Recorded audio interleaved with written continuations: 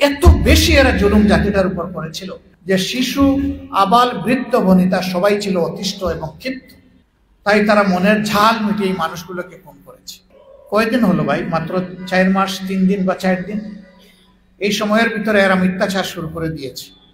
বলতেছে না তারা খুন করে নাই, এইগুলা বরঞ্চ যারা আন্দোলন করেছে, আন্দোলনের লোকেরাই খুন করেছে। সব আপনারা চোখের সামনে দেখলেন, কিভাবে স্নাইপার দিয়ে হত্যা করা হলো, কিভাবে উপর থেকে হেলিকপ্টার থেকে গুলি ছুড়ে হত্যা করা হলো, কিভাবে সামনাসামনি শর্টেড সাইট করা হলো এবং মানুষকে খুন করা হলো, কিভাবে আপনার এই ইয়ের উপরে সামরিক যানবাহনের উপর থেকে তাকে ফেলে দেওয়া হলো একটা ছেলেকে জীবন্ত অবস্থা। এই সব আপনাদের চোখের সামনে। এখন বলতেছে তারা মারে নাই, মারলোটা কি? তারা কি মানুষকে এতটাই বোকা মনে করে? এখন তো হাজার ক্যামেরা চতুর্দিক থেকে চমকে উঠে, ফ্লাশ করে উঠে। এখন ট্রেডিশনাল ক্যামেরাও লাগে না, সবার পকেটে এবং হাতে ক্যামেরা। তারা এগুলাকেও মিথ্যা প্রমাণিত করার চেষ্টা করছে। কেন? আমাদের মরহুম আমিরে জামাত অধ্যাপক গোলাম আজম রাহিমাহুল্লাহ একটা মূল্যবান কথা বলেছিলেন, এরা যা বলে তা করে না, আর যা করে তা। বাংলাদেশের মানুষ জানে যে এই সংগঠনের দায়িত্বশীল এবং তাদের সহকর্মীরা চাঁদাবাজি করে। আমার সাথে কি আপনারা একমত? আমরা দুর্নীতির সাথে আপোষ করি না, এটাও কি আপনারা একমত? আমরা কারো ইজ্জতের উপরে হাত দিই না, এটাতে কি আপনারা একমত? আমরা কারো জীবনের উপরেও হাত দিই না, এটাতেও কি আপনারা একমত? তার সর্বশেষ প্রমাণ হলো ইসকনের উগ্র লোকদের হাতে চিটাগাঙ্গের আদালতে যে আইনজীবী নিহত হয়েছেন তিনি আমাদের একজন দলীয় সহকর্মী ছিলেন। আমাদেরকে উস্কানি দেওয়া হয়েছে, কিন্তু আলহামদুলিল্লাহ সারা বাংলাদেশে, চট্টগ্রাম সহ আমাদের সহকর্মীরা চরম ধৈর্যের পরিচয় দিয়েছে। এর বিপরীতে কোনো একটা মানুষের একটা লোম ধরেও কেউ টান দেয়নি, কারণ আমরা বুঝেছিলাম এটা ছিল একটা পাতানো ফাঁদ। মা বোনদের ব্যাপারে, আমাদের ব্যাপারে অনেক কনফিউশন ছড়াই দেওয়া হয়েছে যে এরা যদি ক্ষমতায় আসে তাহলে মা বোনদেরকে আর ঘর থেকেই বের হতে দিবে না, আর সবাইকে রাষ্ট্রীয় পয়সায় কিনে কিনে এক একটা কালো বোরকা পরাই দিবে জোর করে। ইসলাম জোর করে কারো উপর তার বোরকা পরায় না। ইসলাম মানসিক পরিবর্তনের মাধ্যমে মনের খুশিতেই মানুষকে শালীনতার সেই পোশাক গ্রহণ করার জন্য উদ্বুদ্ধ করে, সেই সবক দেয়। মায়েরা সেদিন যাদের পছন্দ হবে, আল্লাহ যাদের এই নেক পরিবর্তন এনে দিবেন, তারা খুশিতেই তাদের নেকাব করবে, হিজাব করবে, পর্দা করবে। এদেশে অন্য ধর্মের মানুষ আছে, তার উপরে আমরা এই বিধান জোর করে চালু করে দিতে পারি না। এমনকি মুসলমান হয়েও যদি কেউ না বুঝার কারণে অথবা তার ইচ্ছা নাই, ভালো লাগে না, সে যদি এই পোশাক, ড্রেস কোড, আল্লাহর দেওয়া এটা নিজের জন্য কল্যাণকর মনে না করে আগেরটাই সে ধারণ করতে চায়, কিছুদিন তাকে সেই সুযোগও দিতে হবে, তার উপরে জোর করা যাবে না। আমার একজন ঘনিষ্ঠ বন্ধু, তিনি একটা ঢাকা বিশ্ববিদ্যালয়ের পাঠ ছুটিয়ে এখন শিক্ষকতায় ঢুকেছেন। একদিন তিনি বাড়ির সামনে একটা বাগানে কাজ করছেন, হঠাৎ করে একজন সফেদ দাড়িওয়ালা অত্যন্ত সুদর্শন ভদ্রলোক লাঠি একটা হাতে নিয়ে গিয়ে হাজির। তো তিনি সালাম দিলেন, দেওয়ার পরে বললেন, বাবা অমুকের বাড়ি কোনটা? বলে এই বাড়িটা অমুকের। সে কি বাড়িতে আছে তুমি জানো? সম্ভবত আছে। আপনি কি ওনার কাছে এসেছেন? বলে হ্যাঁ। আপনি ওনাকে চিনেন? বলে না আমি চিনি না। বলে আসেন আমি নিয়ে যাই আপনি। উনি নিয়ে ওনাদের বৈঠকখানা বলে আমাদের ওইদিকে বসার ঘর যেটা, সেখানে বসাই উনি ভিতরে চলে গেছে, গিয়ে গোসল টোসল করে কাপড় বদলাইয়া আইসা বলতেছে, আমি এই ব্যক্তি। আপনি কেন এসেছেন বলেন? আমি কি খেদমত করতে পারি? বলছে আমি শুনেছি তুমি অমুক জায়গা থেকে লেখাপড়া করেছো, আমার একটা পাগলি মেয়ে আছে, সেও ওই জায়গা থেকে লেখাপড়া করেছে। এই মেয়েকে একটা শক্ত ছেলের হাতে আমি তুলে দিতে চাই, যাতে তার আগামীটা ভালো হয়। আমার এটা কিন্তু ভাই বাবা খুব উল্টা পাল্টা, তুমি কি একটু আমাকে সাহায্য করবা? উনি তো বেয়াকুব বনে গেছে, যে কথাবার্তা তো খুব গুছালো, দেখতেও সুন্দর মানুষ, কিন্তু কথাটা অস্বাভাবিক মনে হচ্ছে। এক বাবা স্বয়ং বোরের কাছে এসে বলতেছে যে আমি আমার মেয়ে তোমার কাছে বিয়ে দিতে চাই, মেয়েটা একটা পাগলাটা। উনি তাকে নাস্তা টাস্তা করে বিদায় দিয়ে শহরে তার বড় ভাইয়েরা তাকে আসছেন, বড় ভাইকে এসে বলছে যে এই ঘটনা, ভাই কি করবো? তখন বলছেন ঠিক আছে, কোনো অ্যাড্রেস দিয়ে গেছে? বলে হ্যাঁ দিচ্ছে। কোনো নাম্বার পাইছো? হ্যাঁ পাইছি। ঠিক আছে তুমি বাড়ি চলে যাও। তো বড় ভাই খোঁজখবর নিশ্চয় নিয়ে বলছে তুমি আসো। আবার উনি গেছে, যাওয়ার পরে বলছে যে তুমি কন্যা দেখো, তোমার যদি পছন্দ হয় তাহলে এই লোককে নিরাশ করা তোমার ঠিক হবে না, কারণ এই লোক একটা মিথ্যা কথাও বলে নাই, যা বলেছে সব সত্য, মেয়েটা আসলে আদা পাগলা। আলহামদুলিল্লাহ বিয়ে হয়েছে। এই মহিলা এই বিশ্ববিদ্যালয়ে পড়াকালীন সময়ে তিনি নাটক করতে গিয়ে পুরুষ পুলিশের ভূমিকায় অভিনয় করেছেন। কিরকম ছিলেন এখন বুঝতেই পারছেন। বিয়ে করার পরে এই লুপ্ত পড়ছে মুসিবতে, বেচারা কিছুদিন মাদ্রাসায় পড়েছে, কিছুদিন জেনারেল এডুকেশনে মাস্টার্স করেছেন। ঢাকা বিশ্ববিদ্যালয় থেকে 2টা সাবজেক্টে উনি মাস্টার্স করা মানুষ, পড়ছেন বিপদে। এই বই নিয়ে তো এখন বন্ধু বান্ধবের বাসায় উনি যেতে পারেন না, তো উনি নেন না। কিছুদিন পরে উনি তার সিনিয়রদের সাথে পরামর্শ করলেন যে আমি কি করতে পারি। বললেন যে ও যেখানে যাইতে চায় ওর সাথে তুমি সঙ্গ দিয়ে তারে নিয়ে যাইও, কোনো ধরনের বাধ্যবাধকতা আরোপ করিও না, আর তার উপরে জোর করে কোনো জিলবাব পরাইও না, তারে তার মতো করে চালাও। কিছুদিন চলার পরে উনি তো দেখলো যে না ঠিক আছে, একটু নর্মাল হয়ে আসছে। বললো যে এখন কি করবো? বলে যে এখন তোমার দিনই বন্ধু বান্ধবের বাসায় যাও, বেড়াইতে শুরু করো ওই ড্রেসে, তার ড্রেস পরিবর্তন করাই। তো কিছুদিন যাওয়ার পরে বলে যে যেখানেই যাই মেয়েরা দেখি শালীন পোশাক পরে, আমি যেন কেমন কেমন, আমার একটা তুমি জিলবাব কিনে দাও, একটা চাদর কিনে দাও। তো চাদর কিনে দিছে। কয়েকদিন পরে বলে যে আদা মুসলমান হয়ে লাভ কি, আমার একটা বুরকাই কিনে দাও। তো দিছে বুরকা কিনে। আলহামদুলিল্লাহ। বলে যে না বুঝে ইসলাম কবুল করার মানে কি, তুমি আমাকে ইসলাম বুঝার জন্য সাহায্য করো, কিছু বই পুস্তক আমাকে দাও, আমি পড়ি, আল্লাহ তো আমাকে কিছু জ্ঞান বুদ্ধি দিয়েছে, উনি পড়াশোনা করছে। সেই মহিলা আলহামদুলিল্লাহ আমার ভাইয়ের 15 দিন আগে রোপণের শপথ গ্রহণ করছে। এখন গুরুত্বপূর্ণ জায়গায় উনি দায়িত্ব পালন করেছেন, এখনো করছেন। আসসালামু আলাইকুম ওয়া রাহমাতুল্লাহ। সুপ্রিয় দর্শক, বাংলাদেশ জামাত ইসলামের আমির ডাক্তার শফিকুর রহমানের আরেকটা বক্তব্যের ভিডিও নিয়ে আপনাদের সামনে হাজির হলাম। আশা করছি আপনারা পুরো বক্তব্যের ভিডিওটা দেখবেন। তো দর্শক, রাজধানীর কাফরুল থানার বিশিষ্ট ব্যক্তিদের নিয়ে মতবিনিময় করেছেন আমিরে জামাত ডাক্তার শফিকুর রহমান। তো আপনারা জানেন যে এর মধ্যে বিভিন্ন রাজনৈতিক দল, বিভিন্ন ইসলামিক দল এবং বিভিন্ন ধর্মীয় নেতাদের সাথে আমিরে জামাত মতবিনিময় করছে। এবার বিভিন্ন থানায় মানে যেগুলো ঐতিহাসিক থানা, সেই থানার বিশিষ্ট ব্যক্তিদের সাথে মতবিনিময় করতেছে। তো প্রিয় দর্শক, ওই মতবিনিময়ের সময় আমিরে জামাত ডাক্তার শফিকুর রহমান অসাধারণ একটা বক্তব্য দিয়েছে। মানে এই এক বক্তব্যের মধ্যেই গত 15 বছরের জুলুম নির্যাতন এবং জুলাই আগস্ট গণহত্যার সবগুলো বিষয় উঠে এসেছে। দর্শক, বেশি দেরি না করে চলুন আমরা আমিরে জামাতের সেই বক্তব্যটা আগে শুনে আসি। আল্লাহ তাবারক ওয়া তাআলার শুকরিয়া আদায় করছি যে মুক্ত পরিবেশে আল্লাহ তাআলা আজকে আমাদেরকে বসার তৌফিক দান করেছেন। আলহামদুলিল্লাহ। 2006 সালের 28 অক্টোবর থেকে 2024 সালের 5 আগস্ট পর্যন্ত ধারাবাহিকভাবে যারা অত্যাচারী শাসক এবং শাসক গোষ্ঠীর বিরুদ্ধে সংগ্রাম আন্দোলন করতে গিয়ে আল্লাহর দরবারে যারা চলে গিয়েছেন, মহান প্রভুর দরবারে দোয়া করি আল্লাহ তাআলা তাদের সকলকে উত্তম শহীদের মর্যাদা দান করুন। যারা আহত পঙ্গু হয়ে কষ্ট পাচ্ছেন, আল্লাহ তাআলার দরবারে দোয়া করি আল্লাহ তাদেরকে প্রশান্তির হাত বুলিয়ে দিন এবং সুস্থতার নিয়ামত দান করুন। যারা অনেক কষ্ট নিয়ে বেঁচে আছেন, শহীদ পরিবারের সম্মানিত সদস্যবৃন্দ, আল্লাহ তাআলা তাদের সকলকে সবরে জামিলা দান করুন। বিশেষ করে 24-এর এই স্বাধীনতাটুকু মানুষের ফিরিয়ে দেওয়ার আন্দোলনে যারা জীবন দিয়েছেন তাদেরকে জাতির কাছে আমি অনুরোধ করব তাদেরকে যেন জাতীয় বীরের মর্যাদা দেওয়া হয়। এই সরকার যেন শিক্ষা সিলেবাস কারিকুলামে বীরত্বের এই কাহিনীগুলো তুলে ধরে যে একসময় এই দেশে একটি সাহসী যুব সমাজ জন্ম নিয়েছিল যারা ফেসিবাদের সমস্ত চক্রান্তকে মাটির সাথে মিশিয়ে দিয়েছে।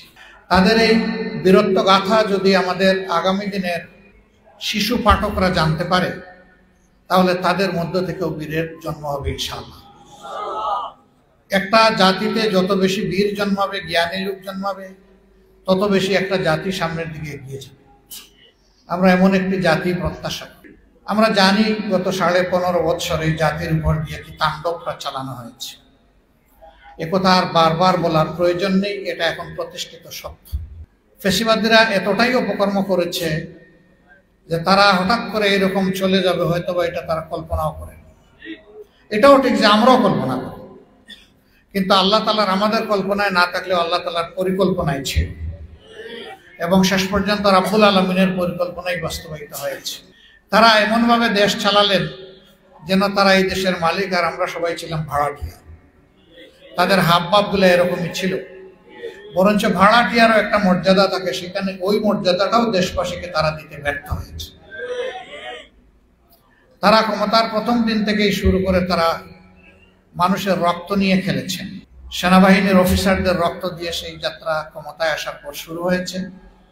ক্ষমতায় আসার আগে 2006 সালের 28 অক্টোবর লগি বইটার তাণ্ডবের মাধ্যমে অর্ধ শতাধিক মানব সন্তানকে হত্যা করার মাধ্যমে তারা তাদের জানান দিয়েছিল।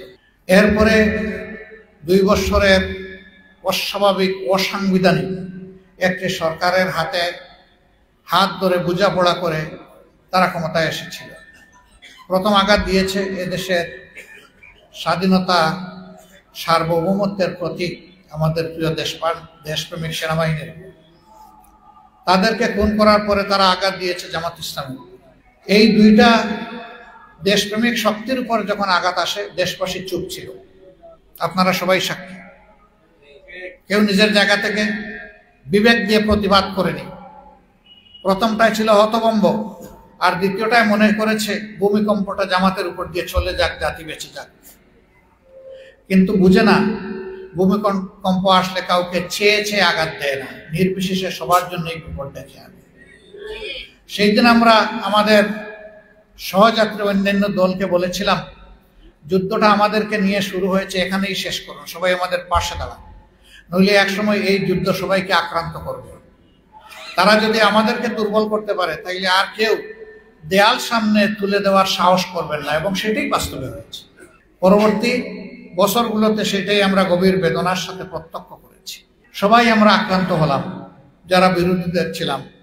এমনকি দেশের খ্যাতিমান আলেম উলামাকেও তারা ছাড় দিয়ে কথা বলে, মাদ্রাসার ছাত্রদেরকে ছাড় দেন, এতিম বাচ্চাদেরকে ছাড় দেন, আমাদের পরম সম্মানিত মায়ের সমাজকে তারা ছাড় দেন। আজকেও আমি দেখলাম যে ভারতের একটা রাজ্যে আমাদের এখান থেকে যে সমস্ত বীররা পালিয়ে গিয়েছেন, তাদের 2 সেনা সেখানে দর্শনের দায়ে ভারতীয় পুলিশের হাতে আটক হয়েছে। খাসলত মানুষের সহজে বদলায় না, যেখানেই যায় তার সাথে সঙ্গী হয় তার খাসলত। পালিয়ে গিয়েও যারা এই সমস্ত কাজ করতে পারে, তারা যখন বাংলাদেশে ছিল তখন কি না তারা করেছে। তাদের সোনার ছেলেরা আমাদের একটা রেসিডেন্সিয়াল ইউনিভার্সিটিতে, যেটা পূর্ব পাকিস্তানের প্রথম রেসিডেন্সিয়াল ইউনিভার্সিটি হিসেবে কায়েম হয়েছে, সেই রেসিডেন্সিয়াল ইউনিভার্সিটিতে অপকর্ম করে তারা সেঞ্চুরি উদযাপন করেছিল। আপনাদের বোধহয় স্মরণ আছে। আমি নাম নিতে চাচ্ছি না, আমি তো জানি সেই ইউনিভার্সিটিটার নাম। তো তারা করেছে। ঢাকার 2টা বিশিষ্ট মহিলা কলেজের ছাত্রীদেরকে নিয়ে তারা কি করেছে, মিডিয়া তা উঠে এসেছে। কিন্তু আমরা তার কোনো প্রতিকার দেখিনি, প্রতিষেধক দেখিনি, কোনো পদক্ষেপ দেখি। তার মানে শাসকরা এটাকে শক্তি জুগিয়েছিল, উৎসাহ জুগিয়েছে। এইভাবে কোনো শ্রেণী পেশার মানুষ, একজন ভিক্ষুক থেকে শুরু করে সর্বোচ্চ রাষ্ট্রের যিনি সেবক, কেউ তাদের যন্ত্রণা থেকে, আঘাত থেকে রক্ষা পায়। আর আমাদের ব্যাপারটা তো ছিল সম্পূর্ণ আলাদা। ঠান্ডা মাথায় বিচারের নামে প্রহসন করে আমাদের 11 জন শীর্ষ দায়িত্বশীলকে তারা খুন করেছে।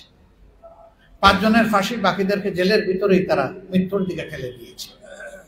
তাদের ফাঁসির সময় যখন ঘনিয়ে এসেছিল, তাদেরকে নিয়ে ষড়যন্ত্র হয়েছে। একটাবার তারা মুখে বলবেন যে আমরা অপরাধ করেছি, আমাদেরকে ক্ষমা করে দেন, মাননীয় প্রেসিডেন্ট আমাদের জীবন ভিক্ষা আপনি দেন। কিন্তু না, তারা বলেছেন অবশ্যই যে পাপ আমরা করিনি সেই পাপের স্বীকারোক্তি আমাদের মুখ দিয়ে বের হবে না। আর আমরা এটাও বিশ্বাস করি না যে কোনো মানুষ মানুষের জীবনের নিরাপত্তা দিতে পারবে অথবা প্রাণ ভিক্ষা দিতে পারবে। যে ভিক্ষা দিবে তার প্রাণই তো আল্লাহর হাতে, সে আবার অন্যকে ভিক্ষা দিবে কি?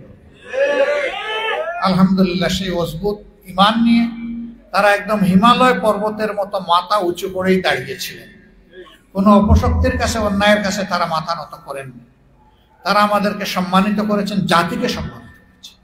সত্যের পক্ষে লড়াই কিভাবে নির্ভীক থেকে ফাঁসির রশি সামনে রেখে করতে হয়, সেই উদাহরণ তারা আমাদের সামনে রেখে গিয়েছেন। আলহামদুলিল্লাহ, সেই সংগ্রামের চেতনার হাত ধরেই 24 এসেছিল।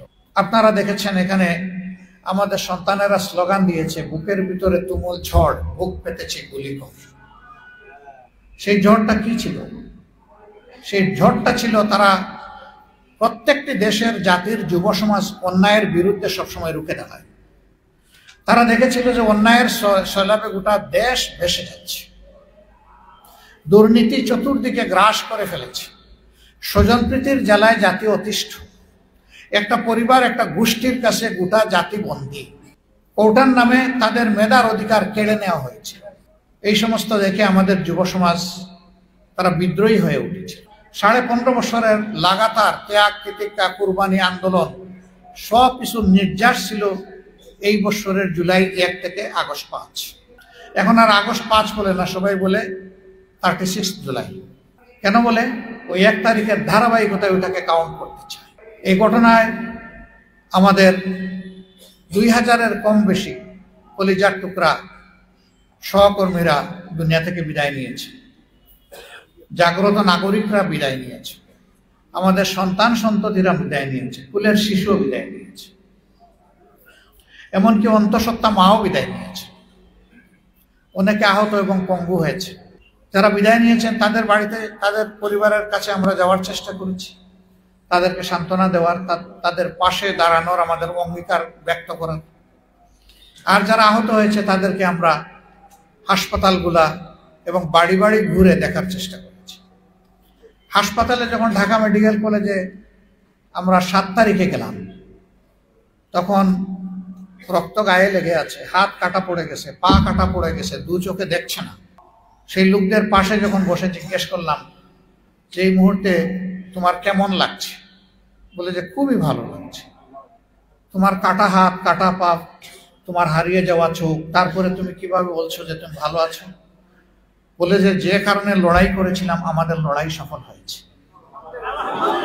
তোমরা কি জন্য লড়াই করেছিলে? বলে যে আমরা স্বাধীনতার জন্য লড়াই করেছি, আমরা সেই স্বাধীনতা পেয়েছি, এই জন্য আমার সকল দুঃখ ব্যথা বেদনা আমি ভুলে গিয়েছি। জিজ্ঞেস করলাম তুমি হাত হারা, পা হারা, চোখ হারা, আগামীতে তো আর জাতির প্রয়োজনে ওরকম করে তোমার সাড়া দেওয়া সম্ভব হবে না। বলে কেন হবে না? আল্লাহ আমার একটা হাত নিয়েছেন, অবশিষ্ট আরেকটা আছে, সেটা দেওয়ার জন্য জাতির প্রয়োজনে প্রস্তুত আছে। 6-7 বছরের একটা ছেলে এই উত্তরার রাস্তায়, তাকে বড়রা বলছে এই তুমি চলে যাও। আপনাকে আমাকে চলে যাওয়ার বলা? আমি এসেছি আন্দোলন করতে, আর আপনি বলছেন আমাকে আপনি চলে যান মিয়া। সেই ছবিতে আপনারা অনেকে দেখেছেন। তাকে একদিকে ধাক্কা দিয়ে সে আরেকদিকে রুখে দাঁড়া। এরপরে তারা জিজ্ঞেস করা হলো যে তুমি কেন এসেছো? বলে যে আন্দোলন করতে এসেছো। বলে কি জন্য আন্দোলন করবো? যে ওরা আমার ভাইকে খুন করেছে। কে তোমার ভাই? বলে যে আমার ভাই আবু সাইদ। তো সে তোমার ভাই হয় কেমন? এই ছেলেকে কি এগুলো শিখিয়ে দিল? বলতেছে যে জাতির জন্য যুদ্ধ করে সে আমার ভাই হবে না তো কে ভাই হবে? তোমাকে যদি মেরে ফেলে আমি শহীদ হব, তোমার মা বাবা কাঁদবে না? কয় না কাঁদবে না। কেন কাঁদবে না? কয় আমি বলে এসেছি আমি জাতির জন্য লড়তে যাচ্ছি, আমি মরে গেলে তোমরা কেঁদো না। আলহামদুলিল্লাহ, এটাই ছিল আমাদের জাতির চেতনা। কেন এত বেশি এরা জুলুম জাতিটার উপর করেছিল যে শিশু, আবাল, বৃদ্ধ, বনিতা সবাই ছিল অতিষ্ঠ এবং ক্ষিপ্ত। তাই তারা মনের ঝাল মিটিয়ে এই মানুষগুলোকে খুন করে। কয়দিন হলো ভাই? মাত্র 4 মাস, 3 দিন বা 4 দিন। এই সময়ের ভিতরে এরা মিথ্যাচার শুরু করে দিয়েছে। বলতেছে না তারা খুন করে নাই, এইগুলা বরঞ্চ যারা আন্দোলন করেছে, আন্দোলনের লোকেরাই খুন করেছে। সব আপনারা চোখের সামনে দেখলেন কিভাবে স্নাইপার দিয়ে হত্যা করা হলো, কিভাবে উপর থেকে হেলিকপ্টার থেকে গুলি ছুড়ে হত্যা করা হলো, কিভাবে সামনাসামনি শর্টেড সাইট করা হলো এবং মানুষকে খুন করা হলো, কিভাবে আপনার এই ইয়ের উপরে সামরিক যানবাহনের উপর থেকে তাকে ফেলে দেওয়া হলো একটা ছেলেকে জীবন্ত অবস্থা। এই সব আপনাদের চোখের সামনে। এখন বলতেছে তারা মারে নাই, তা মারলোটা কি? তারা কি মানুষকে এতটাই বোকা মনে করে? এখন তো হাজার ক্যামেরা চতুর্দিক থেকে চমকে উঠে, ফ্লাশ করে উঠে। এখন ট্রেডিশনাল ক্যামেরাও লাগে না, সবার পকেটে এবং হাতে ক্যামেরা। তারা এগুলাকেও মিথ্যা প্রমাণিত করার চেষ্টা করছে। কেন? আমাদের মরহুম আমিরে জামাত অধ্যাপক গুলাম আজম রাহিমাহুল্লাহ একটা মূল্যবান কথা বলেছিলেন, এরা যা বলে তা করে না, আর যা করে তা বলে না। এটা এদের খাসলত। এরা লাঞ্ছিত হয়ে বিদায় নিয়েছে, কিন্তু এই জাতিকে তারা শান্তি দিচ্ছে না। প্রতিদিন বিভিন্নভাবে এই জাতিকে তারা জ্বালানোর চেষ্টা করছে, ঘরে বাইরে, দেশে বিদেশে, সব জায়গায়। আজকে পাশের দেশের কিছু প্রতিনিধি দল বাংলাদেশে এসেছেন, আমাদের সরকারের সাথে ডায়ালগ হচ্ছে। তারা বলতেছেন তারা বাংলাদেশের সাথে ঘনিষ্ঠভাবে কাজ করতে চায়। ঘনিষ্ঠভাবে কাজ করার এটাই কি লক্ষণ যে আমাদের উপ হাই কমিশন তারা তছনছ করবেন, আমাদের ফ্ল্যাগ তারা অবমানিত করে পুড়িয়ে দেবেন, আমাদের মানুষগুলোকে তারা পিটাবেন? এটা কি ঘনিষ্ঠ বন্ধুত্বের লক্ষণ? আমরা তাদেরকে বলি যে আপনাদের কথা আপনাদেরকেই সত্য প্রমাণ করতে হবে। এত কিছুর প্রতিবাদে বাংলাদেশের মানুষ নিয়মতান্ত্রিক প্রতিবাদ করেছে, কিন্তু অনিয়মতান্ত্রিক একটা সুই ধরেও টান দেয় না। এটা বাংলাদেশ। আমাদেরকে উস্কানি দেওয়া হচ্ছে, উত্তেজিত করা হচ্ছে, তোমরা একটা কিছু করো তাইলেই আমরা সুযোগ পেয়ে যাব।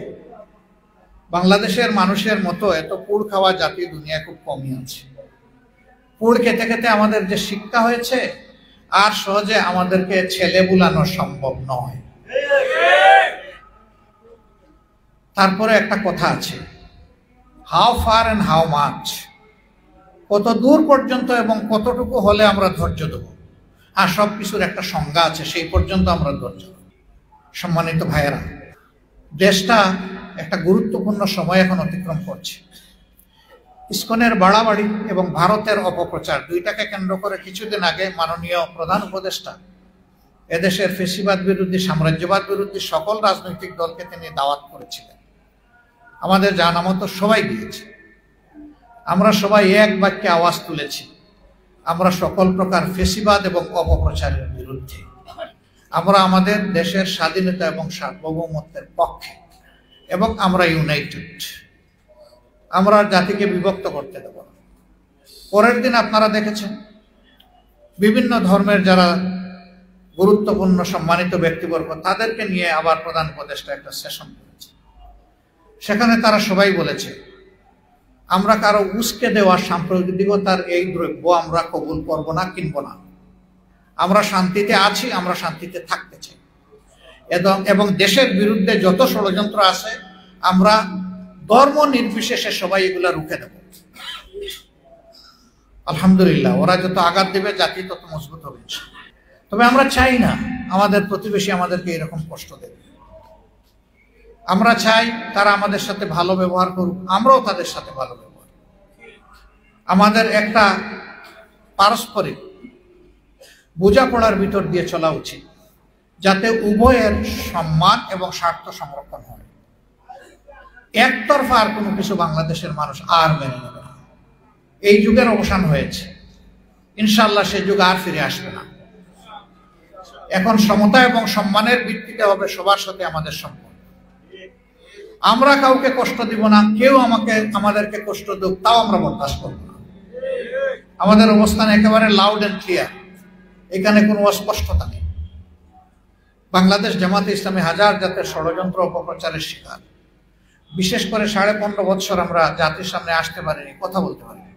আমাদেরকে সুযোগ দেওয়া হয়, আমাদের অফিস তালাবদ্ধ ছিল, আমাদের দলের নিবন্ধন কেড়ে নেওয়া হয়েছে, আমাদের নেতৃবৃন্দকে খুন করা হয়েছে, কর্মীদেরকে খুন করা হয়েছে, শেষ পর্যন্ত দিশাহারা হয়ে আমাদের সংগঠনটাকে নিষিদ্ধ ঘোষণা করা হয়েছে। বাংলাদেশের মানুষ জানে যে এই সংগঠনের দায়িত্বশীল এবং তাদের সহকর্মীরা চাঁদাবাজি করে। আমার সাথে কি আপনারা একমত? আমরা দুর্নীতির সাথে আপোষ করি না, এটাও কি আপনারা একমত? আমরা কারো ইজ্জতের উপরে হাত দিই না, এটাতে কি আপনারা একমত? আমরা কারো জীবনের উপরেও হাত দিই না, এটাতেও কি আপনারা একমত? তার সর্বশেষ প্রমাণ হবে ইসকনের উগ্র লোকদের হাতে চিটাগাংয়ের আদালতে যে আইনজীবী নিহত হয়েছেন তিনি আমাদের একজন দলীয় সহকর্মী ছিলেন। আমাদেরকে উস্কানি দেওয়া হয়েছে, কিন্তু আলহামদুলিল্লাহ সারা বাংলাদেশে চট্টগ্রাম সহ আমাদের সহকর্মীরা চরম ধৈর্যের পরিচয় করেছে। এর বিপরীতে কোনো একটা মানুষের একটা লোম ধরেও কেউ টান দেয়নি, কারণ আমরা বুঝেছিলাম এটা ছিল একটা পাতানো ফাঁদ। আমরা কি ঘু যে কারো পাতানো ফাঁদে আমরা পা দেবো, আটকা পড়বো? আমরা তো আশরাফুল মাখলুক। আল্লাহ আমাদেরকে বিবেক এবং বিচক্ষণতা যেটুকু দান করেছেন, আল্লাহ তাআলার পক্ষ থেকে এই নিয়ামতের আমরা কদর করতে চাই। প্রিয় দেশবাসী, এই এলাকায় আপনারা জানেন 18 সালে আমাকে ক্যান্ডিডেট করা হয়েছে। যদিও এর আগের রাতেই বুটের একটা বিশাল অংশ কাম সারা হয়ে গিয়েছে। 29 তারিখ দিনগত রাত বিবিসির একজন সাংবাদিক আকবর হোসেন আমাকে ফোন দিলেন, দিয়ে বললেন যে আপনি কি আগামীকালকের ভোটের সম্পর্কে কিছু বলবেন? আমি বললাম আগামীকালকেরটা বলবো না, আজকে রাতেরটা বলবো। তো উনি বলতেছে আজকে রাতে মানে? আমি বললাম ভাই আপনি তো সাংবাদিক, আমি কি আপনাকে একটু অনুরোধ করব, সারা বাংলাদেশ সারা ঢাকা না হোক অন্তত মিরপুর কাফরুলে গিয়ে একটু আপনি ঘুরে আসবেন। ওই এখন তো রাত্রে বাজে 10টা। আমি বললাম যান না, একটু ঘুরে আসেন, আপনি তো সাংবাদিক মানুষ, আপনার তো একটা ইমিউনিটি আছে। তিনি 1 ঘন্টা পরে আমারে ফোন দিয়ে বললেন যে আমি সরি। বললাম আপনি কেন সরি? ওই যে আপনি যেমন বলেছিলেন যে আগামীকাল বলবেন না, আজকে রাতেরটা বলবেন, আজকে রাতেই তো সব হয়ে যাচ্ছে। তারপরেও বিদেশের বিভিন্ন আমাদের ডেভেলপমেন্ট পার্টনারদের অনুরোধ ছিল যে আপনারা নির্বাচনে অংশগ্রহণ করে তাদের চরিত্র আপনারা খুলাসা করে দেন। আমরা এই জন্য নির্বাচনে অংশগ্রহণ করেছিলাম। আমরা যখন দেখলাম যে 1-1.5 ঘন্টা ভোট হওয়ার পরে, ভোটও তো না, এখানে ধাক্কাধাক্কি, ঠেলাঠেলি, খুনাখুনি, রক্তাক্ত পরিবেশ, আমাদের কর্মীদেরকে নিয়ে গায়েব করে রাখা হয়েছে, কারো মাথা ফাটিয়ে দেওয়া হয়েছে, কারো হাত ভেঙে দেওয়া হয়েছে, তখন আমরা বললাম যে এখানে আর ন্যূনতম কোনো পরিবেশ নাই, আমরা এই নির্বাচন থেকে নিজেদেরকে প্রত্যাহার করে নিলাম। আমরা চাই নাই যে অবৈধ নির্বাচনটাকে বৈধতা দিই। সেই নির্বাচনটা বিশ্বে পরিচিতি পেয়েছিল মিডনাইট ইলেকশন বা নিশিরাতের নির্বাচন হিসেবে। সেই নির্বাচনে আমি অবাক হয়ে গেছি, 1.5 ঘন্টা এই আসনের লোকেরা ভোট দেওয়ার সুযোগ পেয়েছিলেন। সেই 1.5 ঘন্টায় আপনারা প্রায় 40,000 ভোট আমাদেরকে দান করেছেন। আমরা আপনাদের কাছে ঋণী, এই ঋণ পরিশোধ করার শক্তি আমাদের নাই। তবে যেহেতু ফেয়ার ইলেকশন হয় নাই, এই জন্য আপনাদের ভোটেরও কোনো প্রতিফলন ঘটে নাই। যদি ভোটের প্রতিফলন ঘটত, আমাদের তখন দায়িত্ব হতো আপনাদের প্রত্যেকটা ভোটের মর্যাদা রক্ষা করা, আমানত রক্ষা করা। আমরা চেষ্টা করতাম আল্লাহর উপর ভরসা করে সেভাবে। এখন সেই চ্যাপ্টার ক্লোজড। এখন যে অন্তর্বর্তীকালীন সরকার আছে তার কাছে আমরা কিছু রিফর্ম দাবি করেছি, যে এই ন্যূনতম এই সংস্কারগুলা করে একটা সুষ্ঠু নির্বাচন দেন। তারা আমাদেরকে কথা দিয়েছেন এই ন্যূনতম সংস্কারগুলা করে তারা একটা সুষ্ঠু নির্বাচন দিবেন। আমরা সেই দিনের অপেক্ষায় আছি। এই ব্যাপারে আমাদের কোনো তাড়া নাই, তবে এই ব্যাপারে আমরা কিন্তু রিল্যাক্স নই। আমরা অপেক্ষায় আছি যে তারা যৌক্তিক সময়টার ভিতরে দেন। নির্বাচন এরকম একটা প্রেক্ষাপটে সমতল মাঠে যদি হয়, সকলের জন্য সমতল মাঠ তৈরি হয় আর নির্বাচন হয়, আর আল্লাহর যদি ইচ্ছা হয়, আমাকে যদি এখানে আপনাদের সামনে হাজির করা হয়, সেই দিনটা আমি আপনাদের ভালোবাসা চাইব, দোয়া চাইব, পরামর্শ চাইব, সহযোগিতা চাইব, পাশে চাইব, সাথে চাইব। তবে হ্যাঁ, আপনাদের কাছ থেকে আমি সমালোচনাকেও আহ্বান জানাবো। আমাদের চলনে বলনে, চিন্তায়, কর্মসূচিতে কোথাও যদি কোনো ব্যতিক্রম দেখেন, অবশ্যই আমাদেরকে আপনারা সোজা করে দেবেন। কারণ আমাদের ভুলের কারণে প্রিয় জাতি অথবা জনগণ ক্ষতিগ্রস্ত হোক, এটা আমরা মোটেই চাই না। আর আমরা তো মহান আল্লাহর কিতাবের শাসন চাই। সেই হিসাবে আমাদের দ্বারাও যদি অন্যদের মতো মানুষের উপরে জুলুম হয়, তাইলে এই দলই বা করার আমার দরকার কি? আর নির্বাচনেই বা যাওয়ার প্রয়োজন কি? আমরা চাই সম্পূর্ণ স্বচ্ছতার ভিত্তিতে দেশটা আগামীতে পরিচালিত হোক। আমরা এমন একটা জাতি চাই যে জাতিটা হবে মানবিক। প্রত্যেকটা মানুষকে সম্মান করবে, ভালোবাসবে। এখানে কে একেবারে ছোট চাকরি করেন, কার শিক্ষা কত, কার ধন দৌলত কত, এগুলো আমরা দেখবো না। আমরা দেখবো তিনি একজন আশরাফুল মাখলুকাত। যে সমাজের যেখানে আছেন তিনি উইথ ডিগনিটি এন্ড সিকিউরিটি দুইটা জিনিস পাবেন, মর্যাদা পাবেন, নিরাপত্তা পাবেন। এই দুইটা জিনিসের সাথে তিনি একজন গর্বিত নাগরিক হিসেবে এই দেশে বসবাস করেন। এমনকি এখানে আমরা কোনো ধর্মও দেখব না, কারণ এই দেশে আল্লাহ যাদেরকে পয়দা করেছেন তাদেরকে আল্লাহ ধর্ম বেছে নেওয়ার অধিকারও দিয়েছেন। আল্লাহ নিজেই কারো উপর ধর্ম চাপিয়ে দেওয়ার পক্ষে নয়। আমরা কি? এই জন্য সকল ধর্মের মানুষ মিলেই আমরা এই ফুলের বাগানকে গড়ে তুলবো ইনশাআল্লাহ। আমাদের দেশ এরকমই একটা সুন্দর ঐতিহ্যের দেশ। পাশের দেশে কত কিছু হয়, পত্রিকার পাতা মেললেই প্রতিদিন পাওয়া যায়। আর এই দেশে ছোট্ট দেশ, এত ঘনবসতির দেশ, এত মানুষ দুনিয়ার আর কোথাও নেই। এত ছোট জায়গায় এত মানুষ দুনিয়ার আর কোথাও নেই। সেই দেশে মানুষ কি শান্তিতে পরস্পর সহমর্মিতার ভিত্তিতে, সম্মানের ভিত্তিতে বসবাস করছে, এটি এই কারণে সম্ভব হচ্ছে যে এই দেশে বেশিরভাগ মানুষ মুসলমান এবং তারা জানে যে প্রতিটি মানুষের জীবন, সম্পদ এবং ইজ্জত অন্য সকল মানুষের কাছে আমানত। আমরা ওটা বিশ্বাস করি। এই জন্য এবারকার পট পরিবর্তনের সাথে সাথে আমরা সকলের পাশে দাঁড়িয়েছি, আমাদের সামর্থ্য নিয়ে দাঁড়িয়েছি। আমরা সবাইকে আশ্বস্ত করেছি, সবাই আমরা এই দেশের নাগরিক, সবাই ইনশাল্লাহ আমরা শান্তিতে থাকবো, এখানে কাউকে অশান্তি তৈরি করতে দেওয়া হবে না। এই জন্য আপনারা দেখেছেন 3 দিন তখন সরকারই ছিল না, 5, 6, 7 এই 3 দিন বাংলাদেশে কোনো সরকার ছিল না। সেই 3 দিন সরকার ছিল জনগণ, এটাই ছিল সত্যিকারের জনগণের সরকার। জনগণ কি দায়িত্বশীলতার পরিচয় দিয়েছে।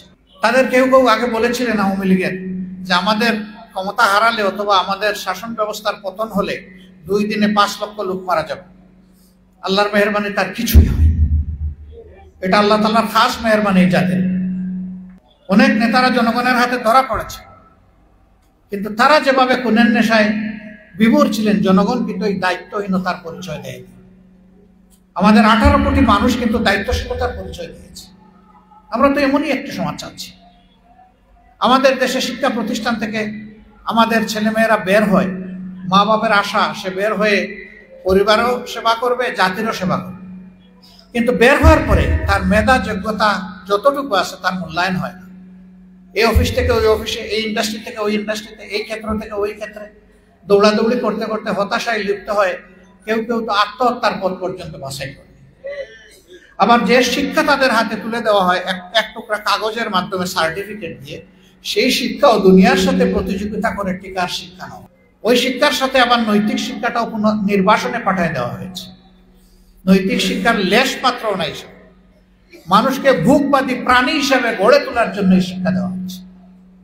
ফলে মানুষের মধ্যে মানবিক বিকাশ না হয়ে অন্য কিছুর বিকাশ করছে। এইভাবে সমাজে হিংসাত্মক হানাহানির পরিবেশ সৃষ্টি করার জন্য এই শিক্ষাকে সাজিয়ে ফেলা হয়েছে। আমরা যদি আল্লাহ কোনোদিন সুযোগ দেন, এই শিক্ষা আমরা রাখবো না। শিক্ষাকে সম্পূর্ণ নূতনভাবে ঢেলে সাজায় করা হবে এবং তার কেন্দ্রবিন্দু হবে নৈতিক শিক্ষা, মানবিক শিক্ষা। তারা যখন বের হবে তখন চাকরির জন্য এ করে ও করে তাদেরকে পেরেশান হয়ে দৌড়াতে হবে না। বিদেশের বহু দেশ আছে, ছাত্ররা থাকা অবস্থায় চাকরি তার হাতে চলে আসে। আমরা সেই রকম শিক্ষার পরিবেশ দেশে সৃষ্টি করতে চাই ইনশাআল্লাহ। ব্যাংক লুটারদেরকে এখান থেকে তাড়িয়ে দিয়ে ব্যাংকিং এবং নন ব্যাংকিং যত ফিনান্সিয়াল সেক্টরস আছে সবগুলাকে আমরা কলুষ মুক্ত করতে চাই ইনশাআল্লাহ। হ্যাঁ, আমরা এরকম কিছু মডেল বড় তিলে তিলে কষ্ট করে সরকারে না থাকা সত্ত্বেও আমরা গড়ে তুলেছিলাম, কিন্তু ডাকাত পড়ে বিগত সরকারের পৃষ্ঠপোষকতায় উস্কানিতে সেই ব্যবস্থাগুলোকে ক্ষতিগ্রস্ত করা হয়েছে দারুণভাবে। এখন আছে শুধু তার কঙ্কাল। আল্লাহ যদি আমাদেরকে সুযোগ দেন, সেই কঙ্কালে ইনশাআল্লাহ গোশত এবং চামড়া লাগাই দেওয়া হবে ইনশাআল্লাহ। সেইটা আবার দুলদুল গুড়া হিসাবে সামনের দিকে দৌড়াবে, আল্লাহ চাই। আমরা এমন একটা সমাজ চাই যেই সমাজে মসজিদও পাহারা দেওয়ার প্রয়োজন হবে না, মন্দিরও পাহারা দেওয়ার প্রয়োজন। যার যার উপাসনালয়ে সে তার তার মতো করে তার উপাসনা আদায় করবে নির্বিঘ্নে, নিরাপদে। সেখানে কেউ হস্তক্ষেপ করতে যাবে না। নবী করিম সাল্লাল্লাহু আলাইহি সাল্লামের সাথে ইহুদি খ্রিস্টানদের ডেলিগেশন এসেছে মসজিদে নববীতে। তাদের সাথে তিনি সময় দিয়েছেন, কথা বলেছেন, তিনি মত বিনিময় করেছেন। এক পর্যায়ে তারা বলেছে যে আমরা কি এই মসজিদের ভিতরে আমাদের ইবাদত করতে পারবো? হ্যাঁ, পারবা। মসজিদের একটা কোণা তাদের জন্য খালি করে দেওয়া হয়েছে, যাও তোমরা এখানে গিয়ে তোমাদের ইবাদত। মসজিদে নববীর ভিতরে। How tolerant our Islam is. সুতরাং মুসলমানদেরকে কারো সহনশীলতা শিক্ষা দেওয়ার প্রয়োজন নেই, বরঞ্চ মুসলমানেরাই সাম্প্রদায়িক উগ্র শক্তির হাতে সারা দুনিয়ায় নির্যাতিত এবং নিগৃহীত। তবে এর মূল কারণ ওরা নয়, আমরা আল্লাহর কুরআন এবং রাসূল করিম সাল্লাল্লাহু আলাইহি ওয়াসাল্লামের সুন্নাহ থেকে দূরে সরে যাওয়ার কুফল আমরা ভোগ করছি। এই জায়গায় গোটা বিশ্ব যতদিন পর্যন্ত ফিরে না আসবে, আল্লাহর কসম দুনিয়ার কোথাও শান্তি কায়েম হওয়া অসম্ভব। কারণ মানুষের আইন হচ্ছে biased and not impartial but partial. এই জন্যে এই বায়াসড ল দিয়ে মানুষকে শান্তি দেওয়া সম্ভব নয়। আর যে মানুষ তার শরীরের 3 ভাগের 2 ভাগে দেখতে পারে না, সে গোটা বিশ্বকে বিধান দিবে কিভাবে? আমরা তো দুই চোখও দেখতে পারি না, যে চোখ দিয়ে আমরা দুনিয়া দেখি সেই দুইটা চোখও তো আমরা নিজেরটা নিজে দেখতে পারি না। দুই চোখের মাঝখানের যে নাক ওইটা দেখি না, কপাল দেখি না, মাথা দেখি না, শরীরের পিছন দিক দেখি না, সাইড দেখি না, দেখি সব মিলে 3 ভাগের 1 ভাগ। আর সেই মানুষ দেবে মানুষের জন্য বিধান, যার অল ডাইমেনশনাল ভিশন আছে, শুধু বাহ্যিকটা দেখেন না। হুয়া আলিমুম বিজাতিস সুদূর, তিনি অন্তরও দেখেন। তার পক্ষেই কেবল সম্ভব মানবতার জন্য নির্ভুল পূর্ণাঙ্গ প্রসাদের বিধান দেওয়া, এবং সেটা আল্লাহ দিয়েছে। কোরআনের শেষ আয়াতে আল্লাহ সেই ঘোষণাই দিয়ে দিয়েছে, আল-ইয়াওমা আকমালতু লাকুম দীনাকুম ওয়া আতমামতু আলাইকুম নি'মাতি ওয়া রাদিতু লাকুমুল ইসলাম দীনা। পরিষ্কার ঘোষণা যে আমি আজকে মানব জাতির পরিচালনার জন্য আমার বিধান পূর্ণাঙ্গ করে দিলাম, ইসলামকে আমার বিধান হিসাবেই কবুল করলাম, এর মাঝেই তোমাদের মধ্যে সমস্ত নিয়ামত রেখে দিলাম। এর মাঝে নিয়ামত তালাশ করে, এর বাইরে কোনো নিয়ামত নাই। আল্লাহর পরিষ্কার ঘোষণা। ভাই, আল্লাহ আমাদের স্রষ্টা, সমস্ত সৃষ্টির স্রষ্টা, তার ঘোষণার বাইরে কি আর কোনো ঘোষণা আমাদের কাছে গ্রহণ করার মতো আছে? কল্যাণ আছে? নাই। কিন্তু আমরা আমাদের সৌন্দর্য আমাদের আমলের মাধ্যমে ফুটিয়ে তুলতে পারছি না।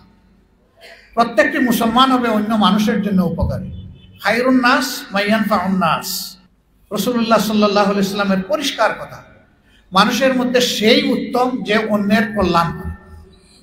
সেই কল্যাণটা শুধু মানুষকে কিছু টাকা পয়সা দেওয়া, গম আটা দেওয়া, খাদ্যদ্রব্য দেওয়া, কাপড় দেওয়া, শীতে বস্ত্র দেওয়া, অথবা কিছু ঔষধপাতি দেওয়া নয়। একজন মানুষকে ভালো একটা রাস্তা দেখায় দেওয়া, এটাও কল্যাণের কাজ। বিপদে পড়লে তার পাশে গিয়ে তাকে সান্ত্বনা দেওয়া, সাহস যোগানো, এটাও কল্যাণের কাজ। আর এইগুলোও যেগুলো বললাম সেগুলোও কল্যাণের কাজ।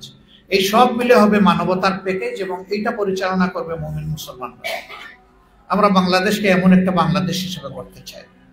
মা বোনদের ব্যাপারে আমাদের ব্যাপারে অনেক কনফিউশন ছড়াই দেওয়া হয়েছে, যে এরা যদি ক্ষমতায় আসে তাহলে মা বোনদেরকে আগর থেকেই বের হতে দিবে না, আর সবাইকে রাষ্ট্রীয় পয়সায় কিনে কিনে এক একটা কালো বোরকা পরাই দিবে।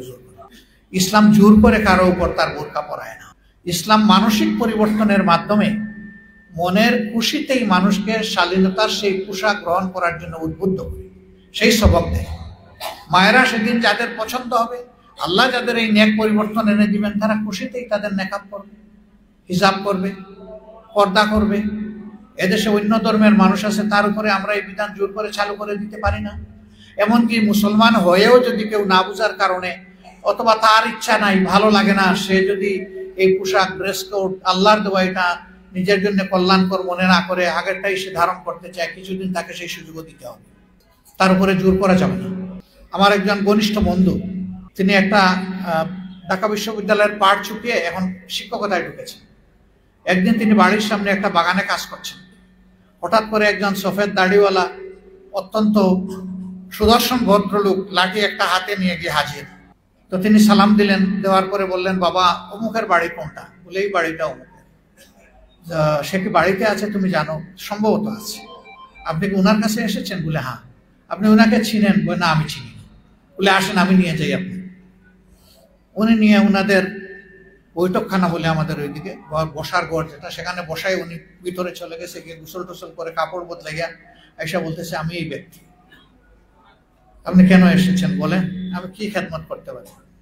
বলছে, আমি শুনেছি তুমি অমুক জায়গা থেকে লেখাপড়া করেছো, আমার একটা পাগলি মেয়ে আছে, সেও ওই জায়গা থেকে লেখাপড়া করেছে। এই মেয়েকে একটা শক্ত ছেলের হাতে আমি তুলে দিতে চাই, যাতে তার আগামীটা ভালো হয়। আমার এটা কিন্তু ভাই খুব বাবা খুব উল্টা পাল্টা, তুমি কি একটু আমাকে সাহায্য করবা? উনি তো বেয়াকুব বনে গেছে, যে কথাবার্তা তো খুব গুছালো, দেখতেও সুন্দর মানুষ, কিন্তু কথাটা অস্বাভাবিক মনে হচ্ছে। এক বাবা স্বয়ং বোরের কাছে এসে বলতেছে যে আমি আমার মেয়ে তোমার কাছে বিয়ে দিতে চাই, মেয়েটা একটা পাগলাটা। উনি তাকে নাস্তা টাস্তা করে বিদায় দিয়ে শহরে তার বড় ভাইয়েরা তাকে আসছেন, বড় ভাইকে এসে বলছে যে এই ঘটনা, ভাই কি করবো? তখন বলছেন, ঠিক আছে, কোনো অ্যাড্রেস দিয়ে গেছে? বলে হ্যাঁ দিছে। কোনো নাম্বার পাইছো? হ্যাঁ পাইছি। ঠিক আছে, তুমি বাড়ি চলো। তো বড় ভাই খোঁজখবর নিশ্চয় নিয়ে বলছে তুমি আসো। আবার উনি গেছে, যাওয়ার পরে বলছে যে তুমি কন্যা দেখো, তোমার যদি পছন্দ হয় তাহলে এই লোককে নিরাশ করা তোমার ঠিক হবে না, কারণ এই লোক একটা মিথ্যা কথাও বলে নাই, যা বলেছে সব সত্য, মেয়েটা আসলে আদা পাগলা। আলহামদুলিল্লাহ বিয়ে হয়েছে। এই মহিলা এই বিশ্ববিদ্যালয়ে পড়াকালীন সময়ে তিনি নাটক করতে গিয়ে পুরুষ পুলিশের ভূমিকায় অভিনয় করেছেন। কিরকম ছিলেন এখন বুঝতেই পারছেন। বিয়ে করার পরে এই লোক তো পড়ছে মুসিবতে, বেচারা কিছুদিন মাদ্রাসায় পড়েছে, কিছুদিন জেনারেল এডুকেশনে মাস্টার্স করেছেন, ঢাকা বিশ্ববিদ্যালয় থেকে 2টা সাবজেক্টে উনি মাস্টার্স করা মানুষ, পড়ছেন বিপদে। এই বই নিয়ে তো এখন বন্ধু বান্ধবের বাসায় উনি যেতে পারেন না, তো উনি নেন না। কিছুদিন পরে উনি তার সিনিয়রদের সাথে পরামর্শ করলেন যে আমি কি করতে পারি। বললেন যে ও যেখানে যাইতে চায় ওর সাথে তুমি সঙ্গ দিয়ে তারে নিয়ে যাইও, কোনো ধরনের বাধ্যবাধকতা আরোপ করিও না, আর তার উপরে জোর করে কোনো জিলবাব পরাইও না, আরে তার মতো করে চালাও। কিছুদিন চলার পরে উনি তো দেখলো যে না ঠিক আছে, একটু নর্মাল হয়ে আসছে। বললো যে এখন কি করবো? বলে যে এখন তোমার দিনই বন্ধু বান্ধবের বাসায় যাও, বেড়াইতে শুরু করো ওই ড্রেসে, তার ড্রেস পরিবর্তন করে। তো কিছুদিন যাওয়ার পরে বলে যে যেখানেই যাই মেয়েরা দেখি শালীন পোশাক পরে, আমি যেন কেমন কেমন, আমার একটা তুমি জিলবাব কিনে দাও, একটা চাদর কিনে দাও। চাদর কিনে দিচ্ছে। কয়েকদিন পরে বলে যে আদা মুসলমান হয়ে লাভ কি, আমার একটা বুরকাই কিনে দাও। তো দিছে বুরকা কিনে। আলহামদুলিল্লাহ। বলে যে না বুঝে ইসলাম কবুল করার মানে কি, তুমি আমাকে ইসলাম বুঝার জন্য সাহায্য করো, কিছু বই পুস্তক আমাকে দাও, আমি পড়ি, আল্লাহ তো আমাকে কিছু জ্ঞান বুদ্ধি দিয়েছে। উনি পড়াশোনা করছে। সেই মহিলা আলহামদুলিল্লাহ আমার ভাইয়ের 15 দিন আগে রোপণের শপথ গ্রহণ করছে। এখন গুরুত্বপূর্ণ জায়গায় উনি দায়িত্ব পালন করেছেন, এখনো করছেন। তো জোর করে পড়ানো লাগে না ভাই, যার কিসমতে আছে তার মাথায় তার গায়ে আল্লাহর সেই দেওয়া বিধান এমনিই চলে যায়, এমনি উঠে যায়। আমরা কাউকে জোর করবো না ইনশাআল্লাহ। আর দক্ষতা, কর্ম এবং তাদের রাষ্ট্রীয় ক্ষেত্রে অবদান রাখার ব্যাপারে না কাউকে বার করা হবে না, বরঞ্চ এখন তারা বহু জায়গায় সম্মান পান না এবং নিরাপত্তা পান না, তখন তারা সম্মানও পাবেন, নিরাপত্তাও পাবেন। আমরা তাদেরকে আমাদের মায়ের জাতি হিসাবে দেখি এবং সেইভাবেই সম্মান করবো ইনশাআল্লাহ। একজন মানুষ সর্বোচ্চ সম্মান করে তার মাকে, তার উস্তাদদের উপরে, এমনকি বাবার উপরেও মাকে সম্মান করে। এটা আল্লাহর দান, আল্লাহর নিয়ামত। আমরা সেই জাতিকে মায়ের জাতি হিসেবে ইনশাআল্লাহ সম্মান করব। আর সেই দিন এই দেশের মহিলারা এই দেশের নাগরিক হয়ে তারা গর্বিত হবেন ইনশাআল্লাহ। তারা বলবেন যে আমরা এই রাষ্ট্রের নাগরিক। আল্লাহ চাই আমরা এমন একটা বাংলাদেশ করতে চাই, আমরা কোনো যুবকের হাত আর বেকারের হাত দেখতে চাই, আর বেকারের কোনো শিক্ষা আমরা কোনো যুবককে দিতে চাই। আমরা যুবকদেরকে কর্মসংস্থানমুখী শিক্ষা এবং নৈতিক শিক্ষা আমরা তাদের হাতে তুলে দেব ইনশাআল্লাহ। সেই বাংলাদেশ আমরা গড়তে চাই, কিন্তু এটাকে আমরা কয়জন একাই পারবো? আপামর জনগণের সহযোগিতা লাগবে।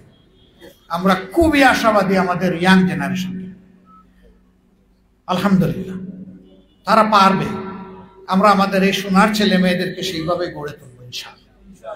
এখন যারা ইয়াং আছে, এই বাংলাদেশটা আমরা আস্তে করে তাদের হাতে তুলে দিতে চাই, আর পিছন থেকে তাদেরকে আমরা পরামর্শ দিব, শক্তি যোগাবো এবং দোয়া করবো।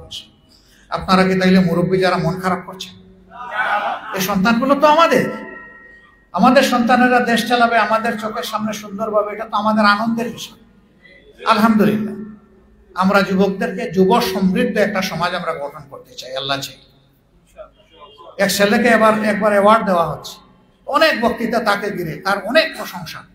বাবার কথা কেউ মুখে নেয় না। সাধারণ কৃষক বাবা বসে বসে চিন্তা করে যে কে এই ছেলেটাকে ছোটবেলা পেটে নিল, বুকে ধারণ করলো, দুধ খাওয়াইলো, বড় করলো, শিক্ষা দিল, আজকে তার সবাই প্রশংসা করে, না আমার স্ত্রীর নামে কিছু বলে, না আমার নামে কিছু বলে। তো যখন তাকে অ্যাওয়ার্ড হাতে তুলে দেওয়া হবে, উনি তড়িগড়ি করে সামনে এসে দাঁড়াইয়া বলছে, বেয়াদবি মাফ করবেন, আমি ছোট মানুষের একটা আরজ। সবাই তো অবাক, বলে যে আপনার আবার কি আরজ? বলছে এত সময় যে ছেলেটার এত প্রশংসা করলেন, দেখতে হবে তো ছেলেটা কার।